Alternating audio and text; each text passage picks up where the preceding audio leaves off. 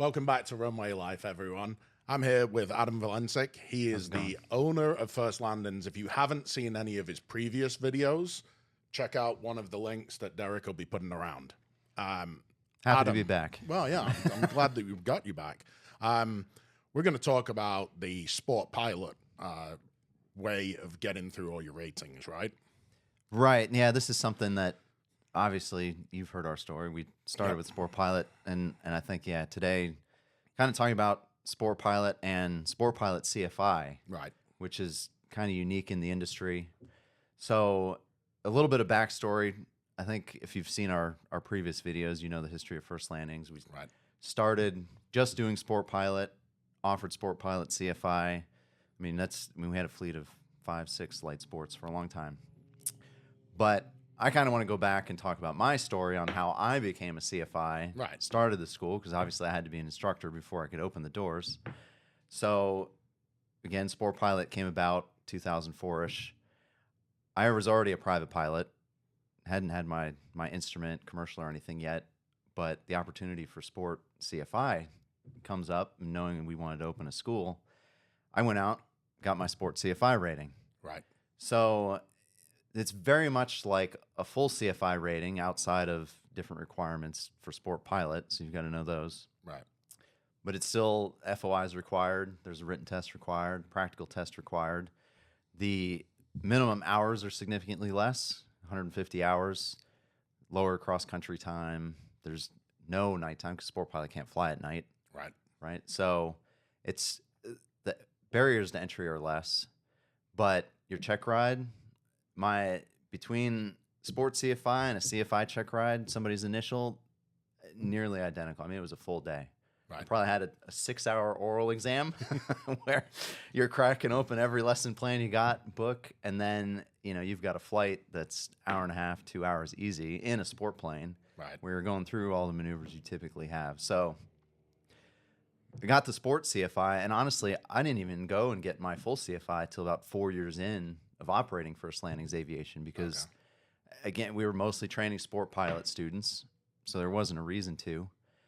And it wasn't until kind of like, all right, I need to get my instrument rating, commercial rating, and then full CFI. So that jump then, which is something to consider from sport CFI to full CFI, that CFI rating is still considered an initial CFI. So your sport CFI doesn't count for that initial. So it's not an add-on, at least in the eyes of the FAA and the check ride you're going to take. So again, it was another 6 to 8 hour oral exam, going through everything. Fortunately, I knew the examiner, and she had probably passed 100 of my students that I had signed off for sport pilot, so she knew I was capable, obviously. But it was still a lengthy exam.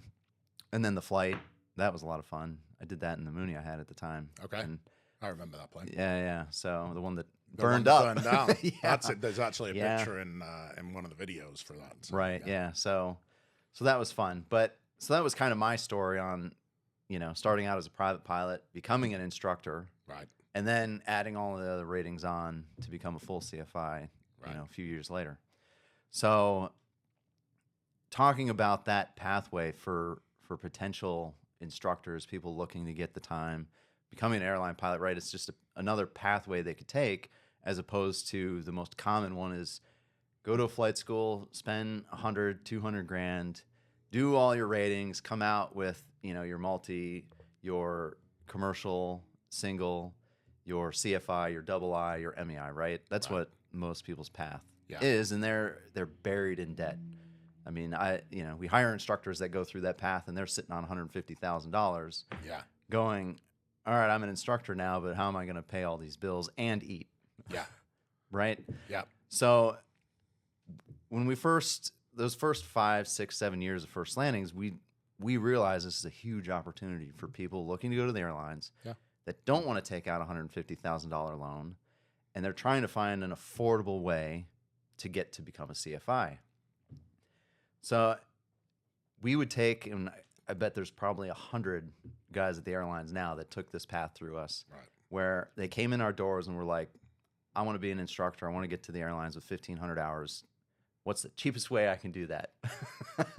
Well, that's it. So, If you can do it the cheapest way, then you're not going to be buried in debt for the next, Exactly. I mean, I don't know how long they're taking, but I got to imagine that most of the guys that even do get to the airlines are probably taking 5, maybe 10 years to pay that off after they finally start getting some money. Yeah, in. I mean, well, wouldn't depends on how fiscally responsible they are.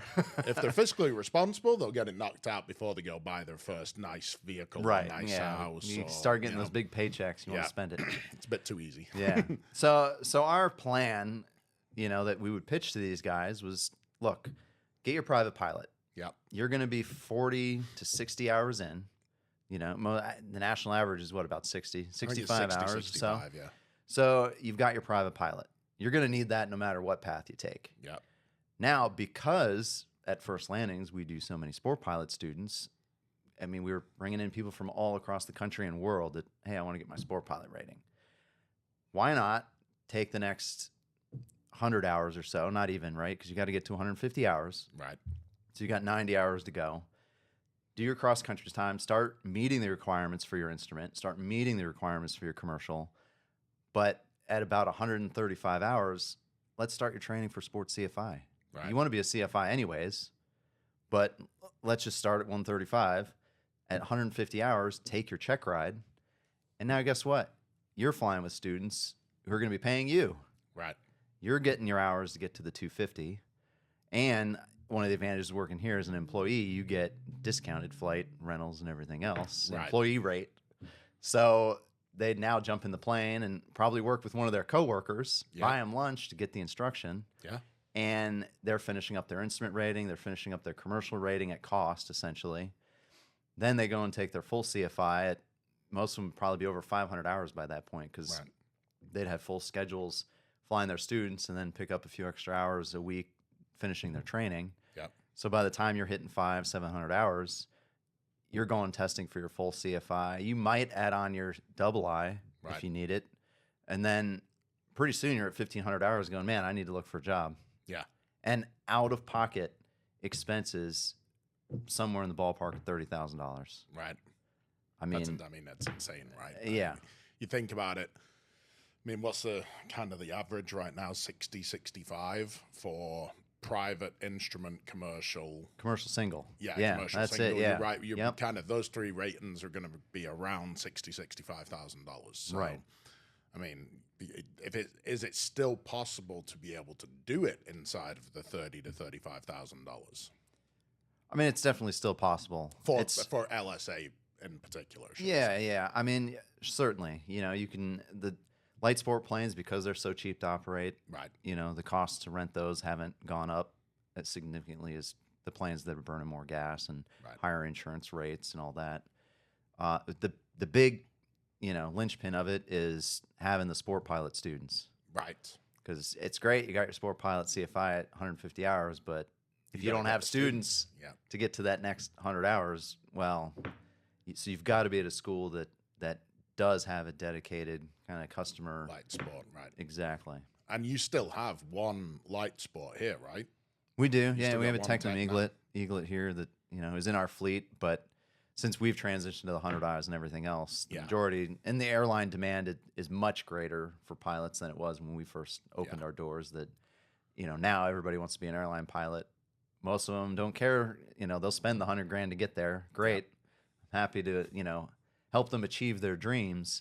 But there is that subset of people that, they can't afford it, or they don't have access to the resources to get the financing to become a pilot. And this kind of offers them another route to go.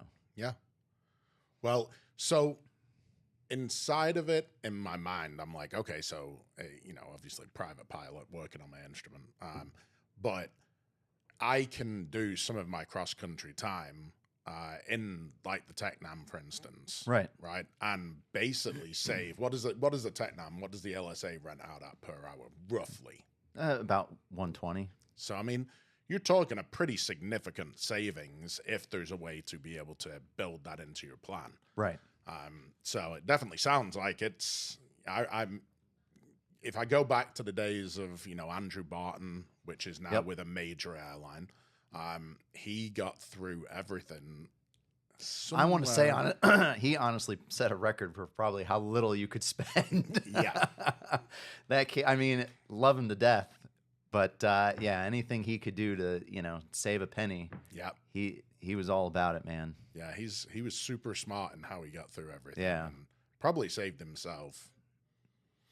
Oh, tens of thousands. Yeah, I would throw out tens of thousands. I'll throw out a curve and just say probably 40. Oh, easily. At yeah, least. Easy. So, yeah. Well, absolutely great. Is there anything else you want to say for LSA inside of this? No, I mean it's a different segment of the whole market because it's sport pilots targeted to the recreational guy. Yeah. I know we probably, as soon as we find out more of what's happening with the Mosaic and the rule changes, I mean, they've been out there talking about this for, gosh, I don't know, 5 years now, at least, something like that. And it's always next year, it's coming, next year. So I think, unfortunately, that's kind of hurt the sport pilot market because you've got all these guys going, well, hang on, if I can wait a year and now I can fly a 172 and do my rating in that, I don't have to go to a school that specializes in sport pilots. I'm not going to incur those travel costs, those hotel costs. I'll just wait it out another year.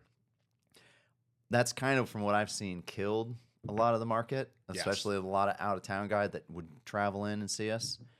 So, yeah, it's great. Mosaic's coming, but who knows when. Yeah. And until, honestly, it's going to be a congressional act to finally mandate that they pass it, because I think the FAA, nobody wants to take responsibility or the liability for approving it. Yeah. Well, that's what I tell people: don't gamble on future money, right? Right. Take the opportunity that's there now. Don't gamble that you might one day be able to do it. So it would be.